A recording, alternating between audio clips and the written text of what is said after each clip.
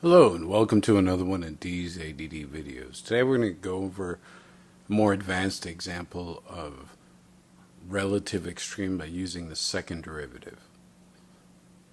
By now you should know the conditions pretty well. The second derivative with your critical point plugged in greater than 0 is a minimum, less than 0 is a maximum, equals 0 is inconclusive. Alright. Let us begin. Alright, here's the example we're dealing with. So the steps will be to take the first derivative, find your critical points, take the second derivative, evaluate those critical points. So let's see that in action. The first thing you have to notice is that the big picture is a product.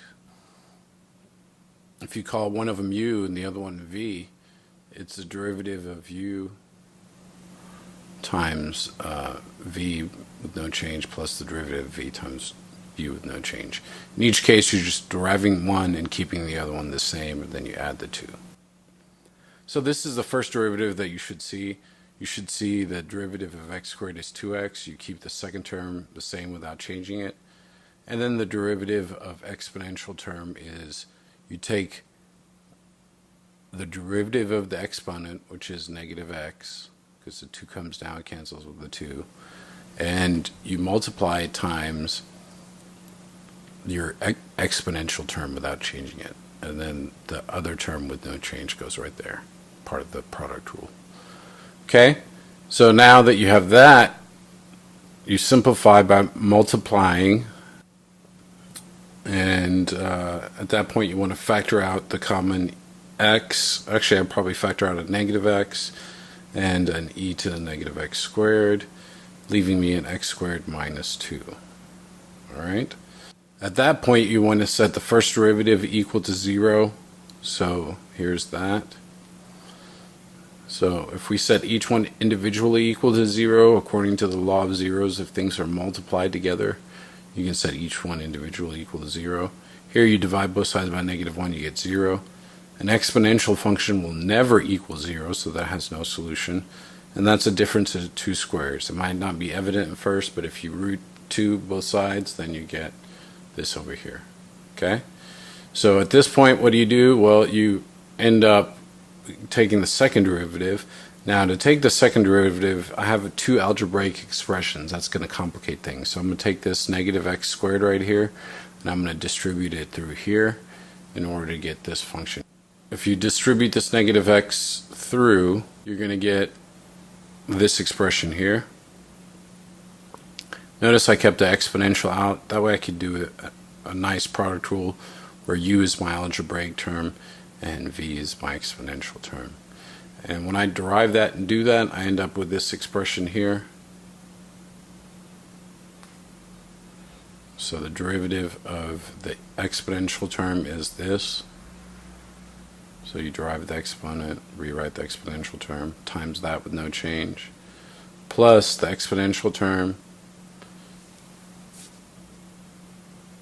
times the derivative of the other term. Now you want to clean up shop, so factor out the exponential and distribute your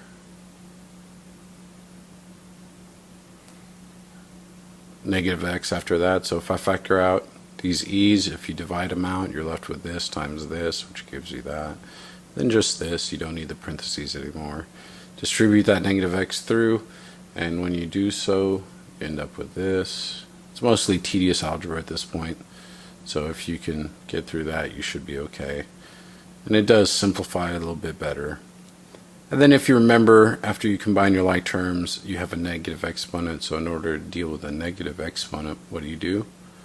Hopefully you said bring it to the denominator. So once you do that, you have your expression in a form that's ready to evaluate. This is your second derivative. And now it can tell you if your critical points are extreme or not. Unless it equals 0, if it equals 0, then it's inconclusive. You have to use the first derivative. So let's see that in action. First point we're going to plug in is 0. And when I plug in a 0, these two become 0, 2 over e to the 0, which is 1. So we're going to get 1 plus 2, which is 3 over 1, which is greater than 0. So therefore 0 comma f of 0 is a relative min. Again, the point is not plugging in this video. You should know anytime you want a y value, plug it into your very original. So in this case, if I plug in, it would be 0 times e to the 0, which is 1, which would be 0. 0 comma 0 would be your actual relative min. Okay, so now here you have another expression. If you plug in the root 2, which was the other critical point, if you remember, then you get negative 4 over e, which is less than 0. But since these are all even exponents, that'll also be the answer for negative root 2. So at that point, they both give you negative 4 over e, which is less than 0 in both instances. So therefore, they're both relative maxes, whatever their points are. Okay? So we have root 2 comma f of root 2. They're both relative maxes. All right? So that's a more intricate second derivative problem that you might see. So practice this. It's a good way to check your work, I think.